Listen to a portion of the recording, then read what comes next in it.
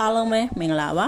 ကျွန်တော်ကတော့အဘဆရာကြီးဒေါက်တာမင်းသင်္ခရဲ့တပည့်ရင်ဆရာစောဝနာရဲ့တပည့်ဆရာမဟန်နီစင်ပဲဖြစ်ပါတယ်ခုကျွန်တော်ပြောပြပေးမယ့်အကြောင်းကတော့မိမိအိမ်တော်ဘက်မိမိချစ်သူမိမိပေါ်မိမိကွယ်ရမှာပေါ့ချီရှုပ်မှာချီမငြိမ်ဖြစ်မှာတွေကိုစိုးညင်နေလူတွေအတွက်အထူးပြုလို့ရမယ့်ရတဲ့ဟာကိုပြောပြပေးမှာပဲဖြစ်ပါတယ်မိမိချစ်သူမိမိ